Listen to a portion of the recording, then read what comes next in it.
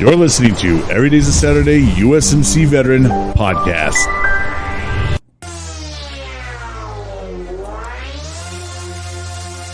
Now introducing your host of Every Day's a Saturday USMC Veteran, the one-man show, Brian Roof. Bada bing, what's going on, everybody? Welcome to another great day, another great interview. And my gosh, we are getting close to wrapping up season 2. Probably a couple more episodes after this one, and then that will conclude season 2, and then we'll get right back up into season 3 in January 9th of 2025. Crazy that we'll be getting into our third season. And that gives you guys an opportunity to kind of go back and check out some of the previous interviews, episodes. You know, we're over 100 interviews here and have quite a few other shows and stuff that you guys can check out as well.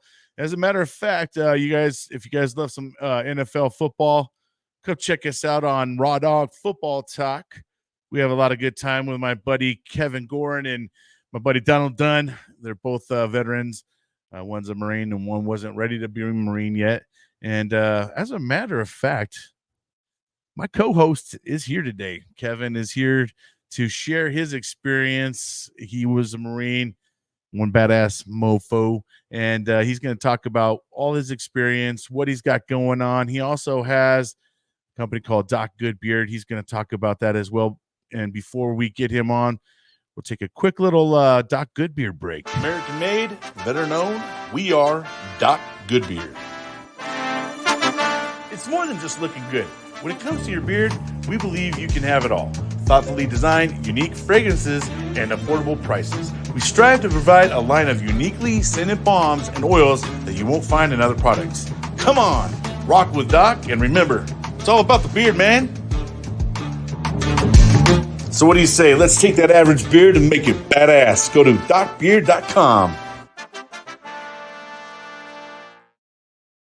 Hell yeah. All right. And here to talk all about his story is Kevin Gouran. What's up, brother? Hey, Brian. How's it going, man? Hey, man, I can't be much better. And, you know, if I was any worse, no one would care anyways, right?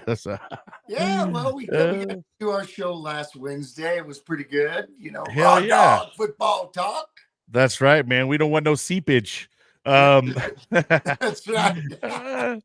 But well, hey, bro, man, I wanted to say thanks for having me on the show. Hell yeah, man. I'm excited for you to be on here. You know, it's one thing to kind of hang out and talk football, and we got to actually meet each other in Nebraska, Ashland, Nebraska. We went to a Hero Stock event, and we got to hang out for a couple days, so that was really fun. And yeah, one great event, and I'm super excited for you to be here, brother.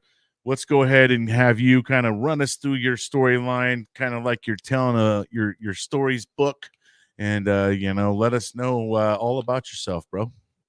Oh, well, thanks, man. Yeah, I'll tell my story. You know, I was born out in Illinois back in 1959. And my parents, they moved us to Colorado back in the 60s. And I grew up during that era out in Boulder, Colorado, and went to elementary school out there and had a pretty good life out there in Boulder. And then we moved to Broomfield, and I went to high school in Broomfield, Colorado, which was right down the road. But as a child, man, it was kind of tough because my dad was an alcoholic. I think a lot of people have the same issue, especially back in those days. And it really, that's really how I became the person I am, which we'll get into, I think, in a little bit. And I appreciate the platform to talk about it. So anyways, but other than that, I had a pretty good upbringing, and then went to high school here again in Broomfield, and I was that guy that got along with everybody. Also got into drugs, you know, did a lot of marijuana back then. It was the hippie era, You know what I'm talking about? Yeah, man. And Ain't nothing wrong with a little grass, you know. yeah. Hey, and so I joined them. But the thing is again, getting back to my childhood, and now I'm in high school, and it's like my dad's still, a severe alcoholic, and was really hard to hang out with friends. So, anyways, I'm getting close to graduation, and I had to make a decision. What am I going to do? I don't like school. Right. I do. Yeah. I mean, I do what I can. I'm a good student. I don't really get in trouble. But what am I going to do? I can't stay home. I can't live like this anymore with my dad. And I have a little sister. My brother had actually graduated 2 years above me and went into the Marine Corps. And so I go, well, he tried college, but then went to the Marines. I'm not going to go to college because I don't want to go to school. I don't want to get a job because then I'm just going to be stuck here dealing with the same thing. And it took me 6 months, and I said, I'm going to go become a Marine like my brother. And that's what I did. It was the best damn decision I ever made in my life. I mean, I needed that discipline. I needed that responsibility. I needed everything that they could provide to me. They were a family. I had all these brothers, in boot camp, and we're all doing the same thing. It was incredible. And my life changed. And after that, whew, what a life. What a life. The Marines, I went in 1977, Brian, and it was a couple years right out after the Vietnam War ended. I'm a non-combat veteran. Old like war dogs still in there, like some salty guys from the Vietnam. Oh yeah. Oh gosh, absolutely. They all were. We were the cleanup crew, man. Yeah. So I'm a non-combat veteran. That's just because of age and time. But right. I served under President Carter and President Reagan. Okay, yeah. And so again, I went in June of 77. I went in boot camp, and I had no expectations. I went in as a private or a recruit, nothing. And so they were going to have to pick what I was going to be and what MOS. And shit, man, you went open contract pretty much, or what? I did. I was 17 years old. Yeah, you didn't know what the hell. You're just like, sign me up. Yeah, they're like, I went to my dad. I went to my dad and I said, hey, sign this. He goes, I'll sign that, son. He was in the Army in the Korean War. And I'll tell you, I believe he was on the front lines, and I believe my father had PTSD. And I think that was part of his alcoholism. Right. He never once would talk about what happened in Korea, ever. I begged him to tell me. He wouldn't say anything. It was taboo. And so anyways, he always wanted to be a Marine, but he was drafted right into the Army. They took him right out of college. Yep, and put him in the front lines. Wow. So anyways, he signed it at 17. I went in 2 days after my birthday and went into boot camp. I was 143 pounds. I really just was a regular skinny kind of guy that just, right? Boy, did I get my ass kicked. It was a rude awakening, huh? Hey, it was exactly what I needed. And I'll never forget boot camp, running in those freaking boots every day. Yeah, man. I mean, running in boots and utes. Yep. And just all the shit. I mean, I got some stories of those drill instructors when we were up at Camp Pendleton that were just unbelievable. They beat the shit out of this guy, and I accidentally saw it. And You're like, damn it, I want to oh, unsee this. Yeah. I'm You're in at next. trouble. And anyways, they set me up, and they didn't do anything to me except embarrass me in front of the platoon. But anyways, make a long story short, I get through boot camp, flying colors. When I first got there, you know how they do those testing? You have to do testing. So Yeah. I, Like so, the first couple of days, or you're talking about, or yeah. did you, or so maybe when you were in, I don't know, we went through a thing called MEPS first, which they did a whole, examination from head to toe. We had to do the duck walk, all the things. I don't know if that's what you guys did, or if you guys did something while you were in boot camp, more like the same thing. Well, we're not. Well, I just remember in the first 7 days, they called my name and and said, "You're going with." There was 7 of us, and they took us to this classroom, and we had to do these tests. Oh, they were, shit. Yeah, it was bizarre, and they were ASVAB, the ASVAB, maybe. They were, That's weird to see kind of where you could place in your job. Was it I a guess job? so. Maybe it's a job placement thing because maybe you didn't take the ASVAB yet. Yeah.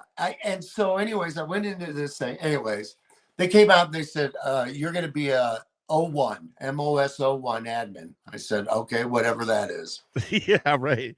Yeah. So anyways, go through. Out of the 90 something guys that we had, I got meritoriously promoted to PFC. I was nice. Were you a squad leader or something? Or here's the thing. My buddy was a squad leader, and they wouldn't let me be because they didn't want 2 guys taking over.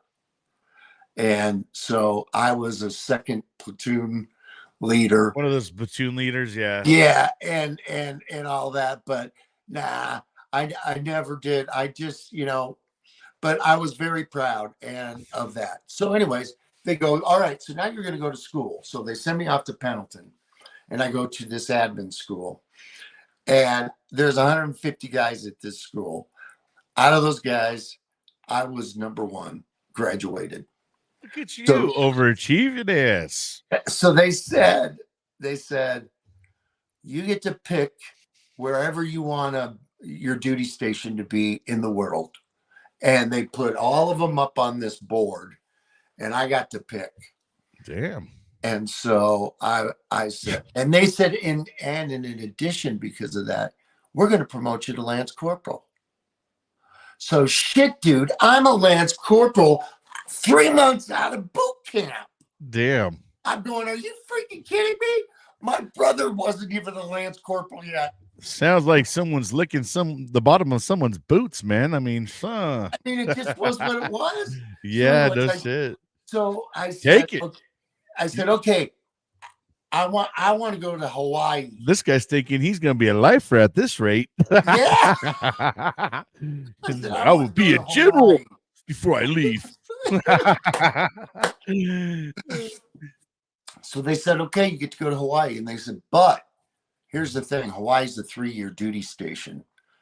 And that means you've only been in the Corps 6 months.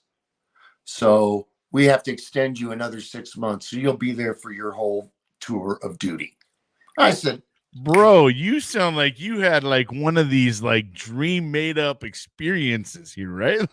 Yeah, well, I want to tell everybody, hey, this is what happened to me, right? That's so amazing, though. At this point in time, I'm just like, wow, this guy just got lucky as shit in the open contract level too, right? Like, yeah. So I head off to Hawaii, and I get there, and I remember it's December, and so I spent that Christmas without family, just with a couple guys on the beach in Honolulu.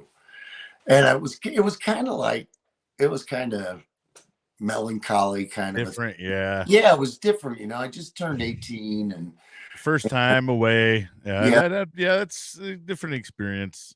So I get there, and they assign me to Marine Corps Air Station in Kaneohe Bay. And I was in the MAG. MAG 24, Marine Aircraft Group 24, and Headquarters Maintenance Squadron.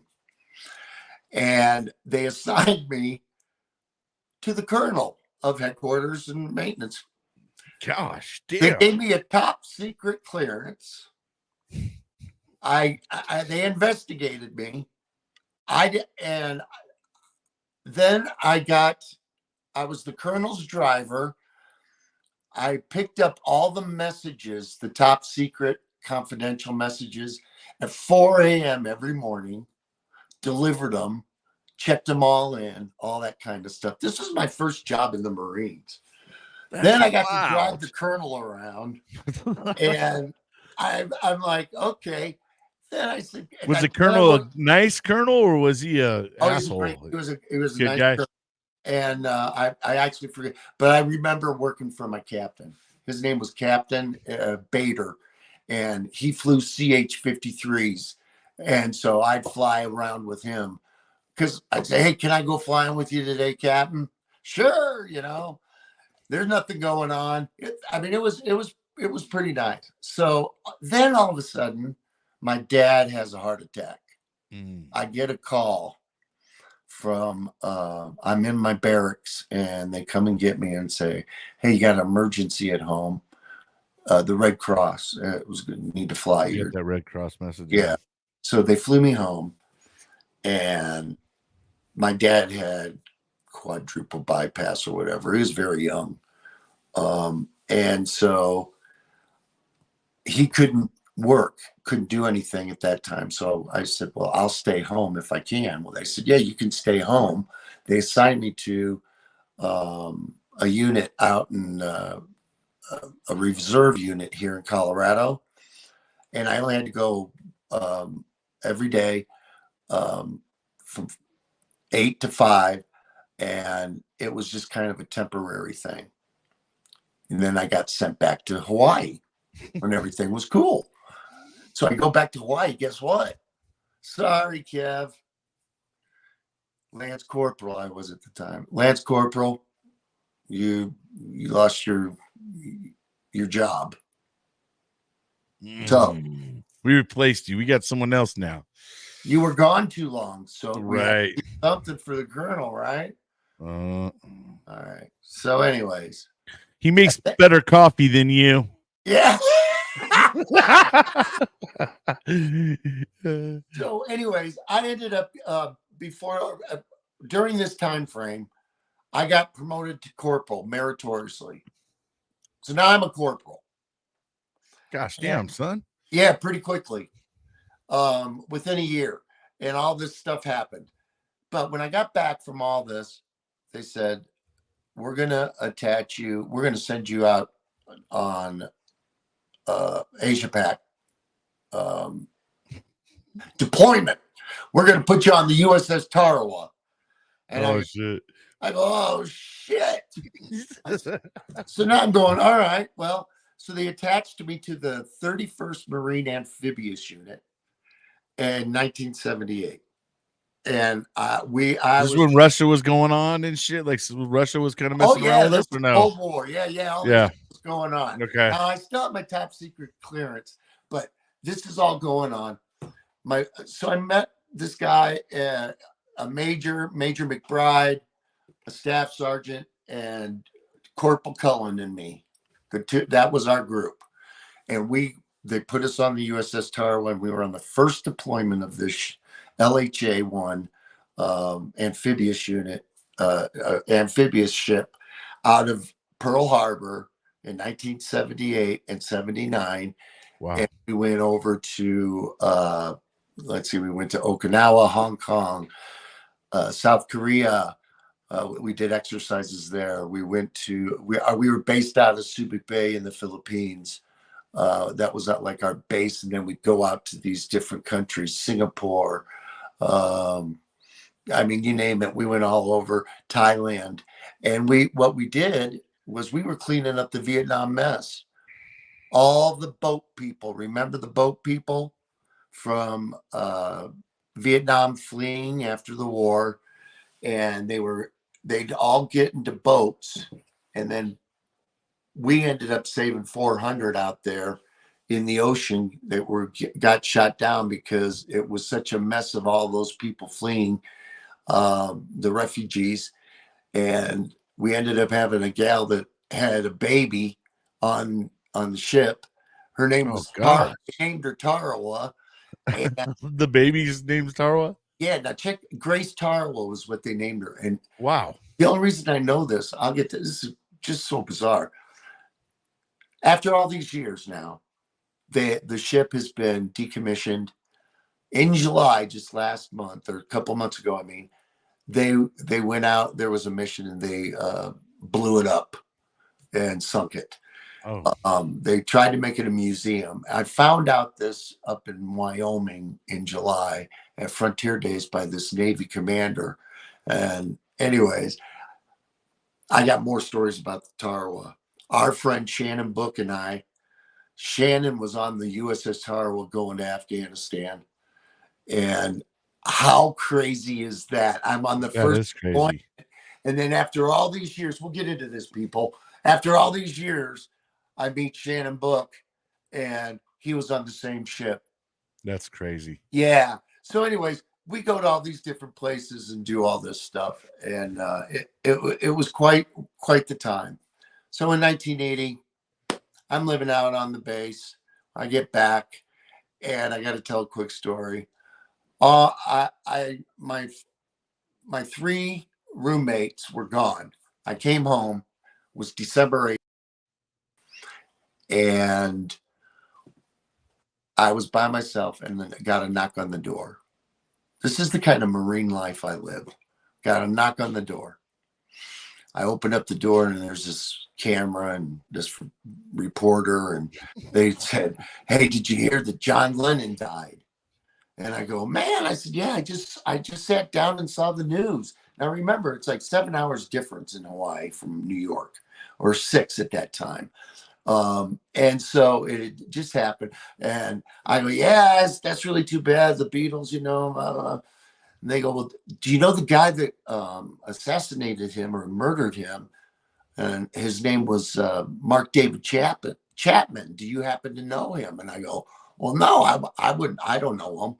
Why would I know him?" Go, this is honest to God's truth. "Well, he lives here." And I said, No, you got the wrong place. Oh, no. Well, come to find out, Mark David Chapman, the guy that killed John Lennon, his driver's license had our address on. We had just moved in 6 months earlier. Wow, that's wild. Prior tenant. Wow. And so for 4 days, we are going through. You guys are being scoped out and everything. Listen to this. Oh, man. 4 o'clock in the morning. Finally, kick everybody out of the house. You know, the guy never lived here. Get out of here, right? I don't have any news. What do you want me to say? Anyway, you can't do this in the Marines. You know this, bro. But I called up Sergeant Cuomo. I'll never forget it. He was the sergeant on duty. And I said, "Hey, dude, you're not going to believe this, but the guy that killed John Lennon used to live here. I'm exhausted. Tell the captain I need to get some sleep. I'll be in late." Oh, wow. Well, you can't call him and do that. Like he gives 2 shits. Could give 2 shits, baby, especially with the story. Get your ass in here right now. They called me up and they said, "Gouran, you're going to be UA if you don't get in here by 7:30. Well, I hitchhiked in onto the base, got in there, and I was pissed because they didn't believe me. And anyways, at 11 o'clock in the morning, I got this. "Gouran, get in here!" It was the captain. I go, "What?" He goes, "You can't talk to public affairs. The Marines own you. What is this shit about John Lennon?" And he went on and on. I go, "I tried to tell you, Captain." I said, "It's a true story." I said, "They're everywhere. The reporters, I can't get away from them." And so he goes, "Well, you can't talk to them." And I go, "Okay." So the whole thing was freaking crazy. They called the landlord. Anyways, I'm in the newspaper, the Honolulu Star Bulletin. I'm all shit. Yeah, the whole thing's crazy. I had some crazy times. They're camping outside, man. Yeah, Please, they were. They were freaking camping outside. Gosh damn, man, the guy helicopters circling and shit. Like, Yeah. he's coming out, guys. He's coming out. Like, yeah. I mean, and who can make up a story like this, right? Yeah. I mean, I couldn't even This make is this up. crazy. This shit's crazy, man. So, anyways, so get real quick. I move on and I meet my future wife in 1980, January 3rd. Her name's Lisa. And she had, I met her at my folks' home in Boulder. And my mom and her mom were friends. And so my mom introduced me to her. And I asked her out and she said yes. And we got married in 1982. I got out of the service in June of 81, or actually May. They let me out 30 days early because I was a rebel. Saved up some. Oh, no. They wanted you out or what, man? They said, well, I didn't live on base, so I had to go back on base. They had to ship all my stuff on a ship over back to Colorado. My bed, whatever I had when I was living out there. The captain, I kind of broke the rules a little bit. You know, I had a little bit longer hair. They didn't like that because I was in the air wing, and we kind of back then, that was the thing. You know, if they still are like that. Them air wingers, they go the lowest reg they can get. Yeah. It was that I was in that whole thing my whole career, and it was like, yeah, don't fuck with me. I don't care if you're the captain or who you are. I'm gonna take it to the edge, right? I don't live on base and all this. Anyways, the captain, we were getting ready to do the big GI inspection where the general comes out and inspects everybody. It's the biggest one on the base we hadn't had it in 3 years. And I'm getting ready to get the hell out, right? And you have to get your job was inspected and everything, right? And I go, well, I'm not going to stand that, Captain. I said, I'm leaving in 3 weeks. And he goes, well, they said you have to stand it. I said, you already shipped my uniforms back. They're on a ship somewhere. How am I? Well, you're going to have to buy new uniforms. Bullshit. So you guys that are out there, the same shit that probably still happening to this day, this kind of crap to guys. But I said, no, I'm not gonna do that. I can't do that. Oh boy. So anyways, it got down to the wire. And this is what happened. I told the captain, I said, you tell the headquarters captain of the 1st Marine Brigade, because that's where they had put me for my last 3 weeks. You tell him I will embarrass him and the company if you stand me out there in that inspection. The captain said, pack your shit. You want to watch some shit? I'll blow it up. He said, you got your way, I guess, huh? They put me in a little, I don't want to say a little apartment, a little thing box by myself. Yeah. I had a dog in the barracks. They made me be by myself. You couldn't have a dog, but they let me. I was like, I'm getting out of here. You had one unique experience. My gosh. I really did. You really did, man. And I was a sergeant when I got out. Wow. 4 years? 4-year sergeant? Yeah. Yep. 4-year sergeant. But I was good at what I did, man. And it was like, as long as you're good at what you do, you will always be successful. And that's what I believed. And nobody could do what I did better than me in the Marines from boot camp on out. And I proved it. And so, yeah, I'm proud of that. And I'm not trying to pat myself on the back. Really, Brian, I'm not. It was the greatest experience in my life. And I learned everything about life in the Marines. I experienced everything. I could go on for hours about the stories that I have overseas. Oh, yeah. And all of that. But, I got married And then my new chapter in life started. And Perfect. and Let's talk about that. yeah, so Lisa and I got married in 1982. And when I was on the USS Tower, well, I'll just get back. This is where I learned my career, was in the Marines. Right. So you're probably wondering, well, what the hell did he do? Well, when I was assigned to the 31st MA, they then assigned me to the Nucleus Landing Force staff. And this was up in the crow's nest. And they had computers on the ship. The crow's nest where they had the mirror and they write backwards and stuff on the thing. Yeah. So you're up by where everything happens. And cool. And so I'm like, okay. So this is where I worked up in this area, in this group. And here it was computers. And they just, I mean, this was 1978. They had tape drives and shit. And they said, okay, what we do is we make the landing plans with the Marines and the Navy and and then we put it together and then we give it to the guys that are running everything. So I learned how to run these little computers and we had these machines, the data type key machines or something. I can't even remember. My brain's fried from all the years of abuse, which I'll get into. But a key punch, that was it, key punch. And then you'd run those through these printer kind of a thing, and it'd come out with a print thing. They'd send it out, and that's what the landing plan was. So it was all new technology. Anyways, I get out, and I get into the real world environment, and I got a job at a place called Neo Data. That's where my mom worked.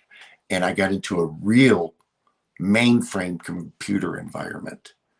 And that's where I started my career back in 81, when I got out.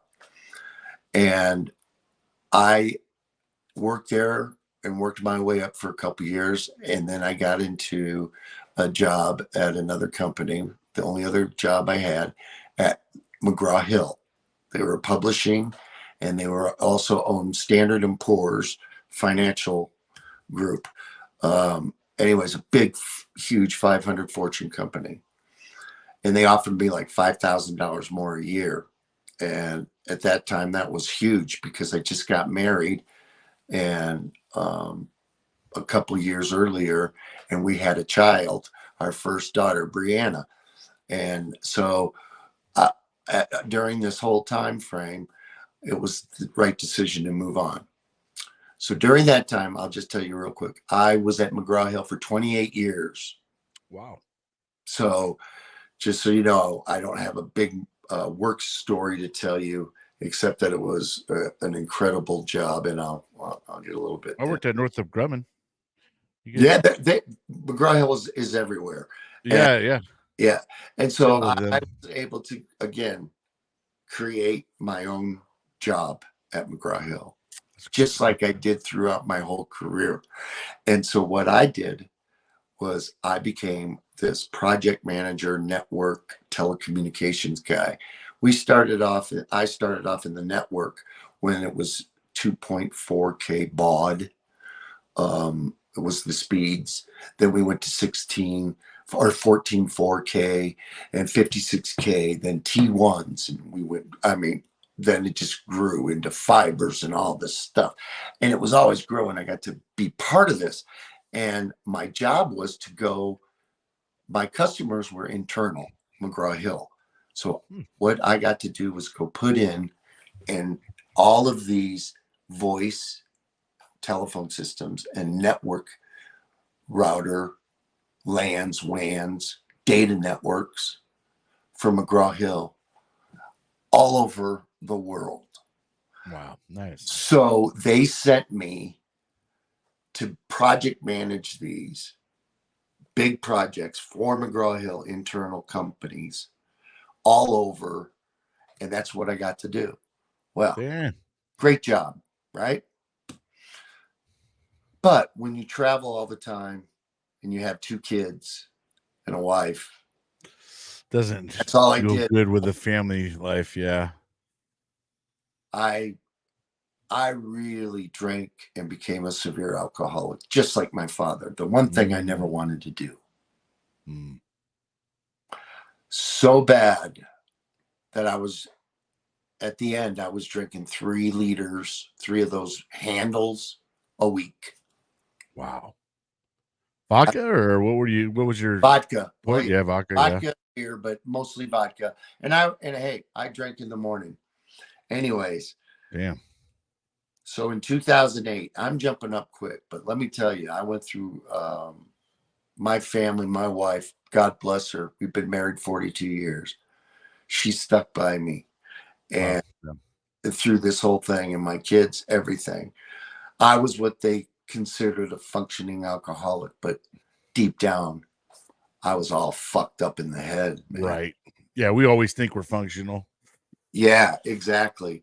And I did at work. I was great, but 2008, it finally caught up to me, and I had to make a choice. And I chose to go into rehab. I went into rehab in 2008. December 1st of 2008 was the last time I ever had a drink. Wow. So I've been sober for 16 years, coming up on December 1st. That's great. Good job, man. Thanks. But now in between that 16 years, now I'm still working. And it's like, that was the hardest thing I ever had to do. People was say, hey, I'm going to rehab. I'm an alcoholic and I need help. I hope I don't get fired and lose my pension. Right. You know, I've worked at this company. You know, what's going to happen? All these things going through your brain. It's tough.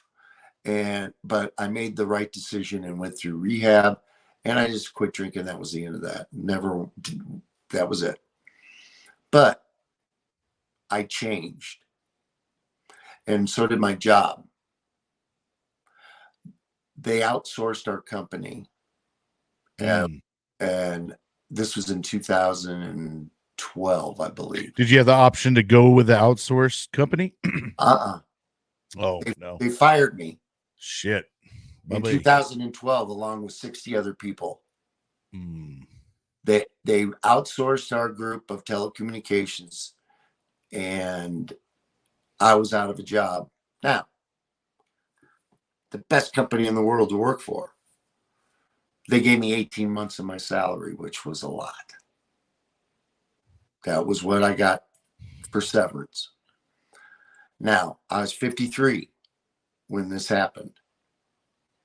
And so I went 18 months, and then I was 6 months away from being 55. Well, because I worked so many years and was old corporation, old school. 55, I got to take my pension from McGraw-Hill. Nice. So I retired at 53. They paid me pretty much till I was 55, and then I got my pension. And I have been retired since I was 53. So that's a long time ago, because I'm 65 now. And you're probably wondering, well, what the hell have you been doing all this time? Enjoying life, man. So Shit. young. Well, I'll be honest. Because of my alcoholism, it destroyed my body. It destroyed my mind. And I had to go to a psychiatrist, a psychologist. I was on medication, Prozac, you name it. I was on different ones, but Prozac was the one that ended up helping me. But my body started to deteriorate. Now, I'm not drinking or anything, but all of a sudden, I'm getting sick for no known reason. And I end up, over the years, within about 10 years, I've had 20 surgeries. Wow. Major surgeries. Colon resection. I've had my fingers reconnected. I've had 5 knee surgeries, a full knee replacement, plates that are in my legs, back surgery, shoulder surgery. I had a personal trainer I worked out with for 8 years. And all these things happened. I got really heavy after I quit drinking. And then I got sick. I lost 100 pounds. Nobody knew why. They did all these tests on me, and I was sent to the University of Colorado, and they determined I had conversion disorder and some other things, and they said you can't work, and I became disabled at that point, and I received Social Security. So I got my Social Security and my pension, but I blame all of this on my addictions. And that's what now that we know my story, a long story, I want to get into my opioid addiction, my suicidal days when I thought things should be over with. And given up on life pretty much, even though I had a great life. That's what happens to us. And the opioids I was on for 4 or 5 years because of all these surgeries. And then I was on the mental meds, the high blood pressure and all of that. I've ended up having a stent in my heart, which you know about, which was just this year. And I keep going though. And one of the things when I got to my low point and thought about suicide, I decided to go out and get a tattoo. I've never had a tattoo. I want to show it to you. I think the people might know what this is. It's a pause sign. And that means pause. Think about what you're doing. And it symbolizes suicide intervention. And it really made me look at this and my mind in a whole different way. Everybody thinks, oh, Kevin's had this great life. And I just told you this great life, didn't I? Didn't I tell you this great story?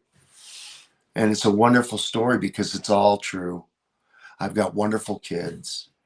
I can go on and on and on. You know, I have a music studio. I built that. I've done things while I've been through this period because of 2 things. People like you and the folks in Hero Stock and my veteran community, and people like my family who stood by and supported me. Not anybody else. Friends come and go, but people that stay in your life are the ones that have been through what you've been through. They know that, hey, just because it seems like he's had a great life, we really know he's had a shitty life. And he's been through shitty things. And he's done shitty things to people. I've had to repent. I've had to go and ask for forgiveness more than once. It's key to getting better. Yeah. Key to getting better. Let everybody know that you love. I'm so sorry if I hurt you. But I've changed and I'm working on it. And that's what you got to do. But suicide prevention has always been a cause for me. And So what happened was back in 2015 now, I'm going to church and I run into my buddy Jim Dorkins. Jim is a high school friend. We grew up together. Jim went into the Air Force. I went into the Marines. And I ran into him at church and he looked like Santa Claus. He had this, right? I go, Jim, and I gave him a big hug and I go, damn, you smell really good. And so he goes, Kev, I have started making beard care products. And I been working with the Teamsters as a trailer truck mechanic my whole career, and I got hurt and they disabled me. So now Jim's disabled and he needed to make some extra money. I fortunately had a pension and I was on Social Security. So I wasn't working, and so I'm retired. I said, Jim, let's hang out together again. I would love to help you with your beard care products. And Jim and I started hanging out and doing Doc Goodbeard, which he created and founded, and going to trade shows. And Jim made this really cool company called Doc Goodbeard. And we just took it from one level to the next. It just kept growing.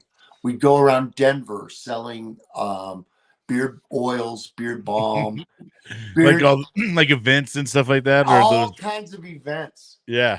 And then we were contacted by Kevin Harrington, who was the original shark on Shark Tank. Wow. And said, hey, we're kind of interested in a beard company.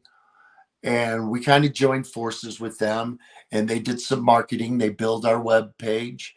They did some Facebook. They did everything for us for about a year. And it was a great experience. And we went through all that. But Jim and I still did our events. And with them, they helped us with all our social media stuff. So you can see Doc Goodbeard stuff everywhere out there on Instagram or Facebook, TikTok, LinkedIn, wherever they all are. And so they did that for us. But Jim and I, we went to a big show at the Colorado Convention Center in 2021. And it was during COVID. And we had a great, successful show. But 2 weeks after the show ended, Jim got sick with COVID and passed away. So I lost my partner and my friend. And I didn't know what to do. We had built this company that he started, and I became a legal business partner. We were half and half business partners. Now, what am I going to do? So I talked to Lisa and I said, well, honey, I did this really helping Jim.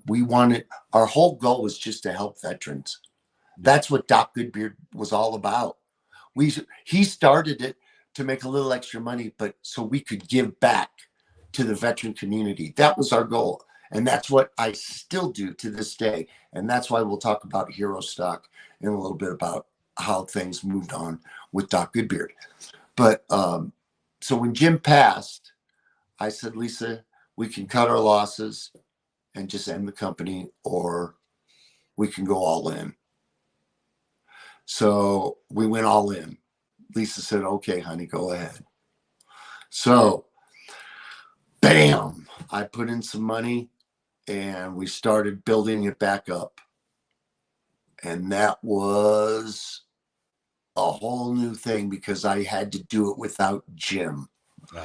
And I was like, okay, what am I going to do? Well, I counted on people that we had used in the past to help build and grow this company, to help me keep moving it forward.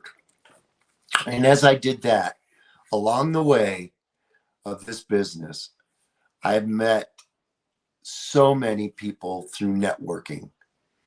And I met Shannon Book about 6 or 7 years ago. And he is a wonderful musician, singer, songwriter, as you know, and a Marine Corps veteran or a Navy veteran who Devil Doc. Yeah, Devil Doc, who worked with the Marines. But I met him, and through him, I met other veterans and other organizations, and kept building through that channel. And eventually, I mean, I met you. We've become co-hosts of a podcast. I've continued to build Doc Goodbeard. And now I have a potential buyer for Doc Goodbeard. So my story is a good one and a sad one, but one of don't ever give up. That's right, man. And that's really, I've talked probably, I don't know how long, but I appreciate it. And that's really where I'm at right now. Hell yeah, man. And, I appreciate you, telling your story and stuff like that, man. I mean, we all got a story out there, right? Whether you deployed, didn't deploy, everybody's got some kind of a story. But you're right, man. You didn't stop. You kept going, and you're doing great things still, and you're still alive. And talk a little bit more about these Doc Goodbeard products and stuff like that. Like, what is everybody liking out there? And well, you guys got a lot of stuff, man. Yeah, we do. Our top look two. At this. Our top two sellers Jim created was Cool Drink of Water and Green Tea Tree. And then and then as we moved forward, we started creating some like Salubrious. I love that one. I wish more people would I think the name, it means healthy beard. It means healthy. And Jim came up with that name, and I think it's one of my favorites. Solstice Spice, Jim and I sat down. We created that one, and it's got cinnamon in it, and it's really great. People like that one. It's kind of a smoky kind of a smell. It's got, we do a lot of sales of that, and green tea promotions during Christmas is like stocking stuffers. So we have our beard oils and tobacco pouch. Oh my gosh, that is one of our top sellers. Crazy. Yeah. And it doesn't smell like what you would think. Right. Yeah. I mean, it is. I think Donald Dunn likes that one too, but we also have beard washes. We've got some combs. Do you happen to know what Jim was wearing the day you ran into him? I do. It's the lavender and sage. Lace. Yeah, that one. Lavender lace one, the fruity lavender smell. Yeah. And it's really what it is it was the lavender and sage is what the actual scent is. And lavender is known to help with stress and stuff. So exactly. If you be smelling that all day, it can probably keep you a little bit more calm. Yeah, it's a wonderful fragrance. But I after Jim passed, I said, I think maybe we should change the name to lavender and sage, because that's what it is. Right. Just like you could see black and amber. Black and amber is black pepper and amber. So I was thinking maybe we should do the same with lavender and sage. But now that let me tell you what's going to happen in the future with Doc Goodbeard, because it's really exciting news. I do have a couple of partners that are looking into providing a joint kind of a venture. I would still own part of the company, but they want to, and I'd get some royalties, and we're working on that because we're going to take Doc to the next level. Oh, wow, man. And we're pretty excited about it. And I think it's going to probably start in Dallas somewhere. It's just kind of a little tease out there. But yeah, but things are going well, and Good, we certainly appreciate everyone that supports Doc Goodbeard. And again, we do this in Jim's honor, and we do it in veterans. We support Hero Stock, which we support Tower to Tunnels, or Tunnel to Towers. I'm sorry, T2T.org, and Jim's Veterans Children's Homes. So we have a few that we like to do, and we know that as we move forward, we'll be able to even provide more assistance to veterans organizations and charities, especially for suicide prevention and such. That's amazing. Absolutely love it, man.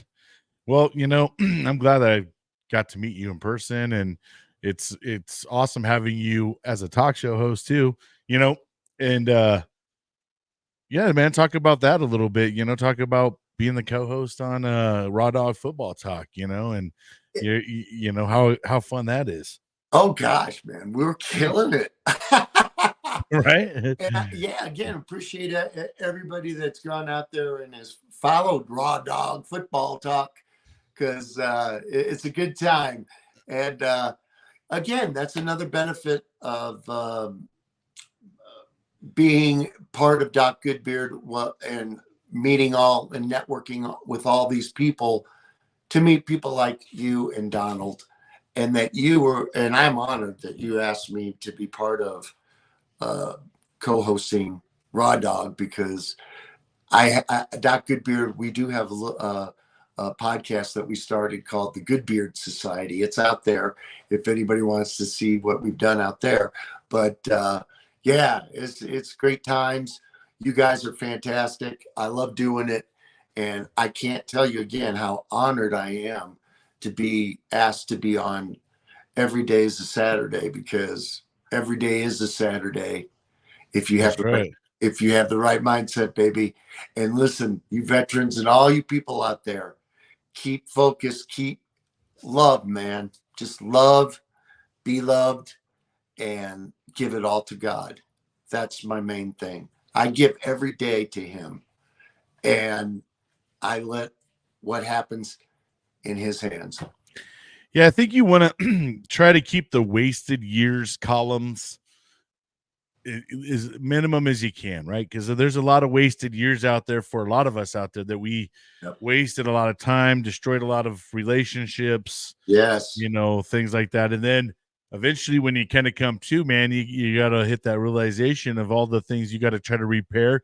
Some things may not be repairable. Exactly. I'm glad you brought that up, Brian, because I wanted to say this. Mm-hmm. It's taken me 15 years of sitting and thinking and being alone, solitude. I mean, I'm retired. I don't have anything to do. Jim's passed. I just do my stuff that keeps me busy. And the stuff that I like, my music, my studio, my cards. I love to collect cards. Yeah, look at that. NFL, NBA, yep. And so I have things that I do, but it took me 15 years to figure out. And do you know, there's some relationships that I have that have never been repaired and can't and won't. Right. But forgiveness is the key, because as long as you forgive them, it doesn't matter what they do. 100%.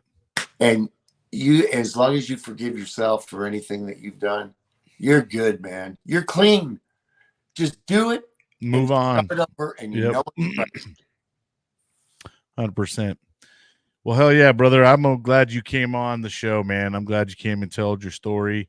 And I look forward to our Wednesday gathering on the Raw Dog Football Talk. That's live every Wednesday, 6 p.m. Pacific Standard Time. He's kicking our ass. Hey, I'm doing all right. I'm doing all right with the pick'ems. Couple of them, let us down. I was kind of shocked at the Cowboys. I mean, not the Cowboys. It was what game was I kind of shocked about that we lost? The Rams game. The Rams. Yeah, man, the Rams. Stinging the Lambs. The Lambs. Yeah. So Well, All thanks, right. bro. I really appreciate this. Oh yeah, absolutely, brother. And of course, we're always gonna be in contact and hanging out. But once again, brother, thank you so much for coming on, and you have an amazing day out there, bro. All right, you too. Thanks, everyone. See you, brother. All right, friends and family. Well, that's gonna wrap up another great one. That one was a fun one. I love Kevin. He's a good guy. I'm really blessed that we've crossed paths. We have a lot of similarities too. I didn't even know he was a project manager. I was project manager, aerospace. So Marines, just a lot of things. I wasn't so fortunate with my Marine Corps career. I got more of the. I have a whole nother side of the story. His was a good one, and but I enjoyed them. Hey guys, remember, let's keep checking on each other. Don't let each other, when someone's down, we got to pick them up. And just because you think someone's good out there, man, still go out there and check on them. Give them a call, see how they're doing. Remember that there's the crisis lifeline. If you don't want to talk to anybody, you can call that 988. Veterans out there, you press 1, and anybody else, you're allowed to call it as well. They help with resources and other ways that can direct you and good things like that. So, you know how we say here, don't let the day kick your ass. Make sure you're out there kicking it. And see you guys in the next one.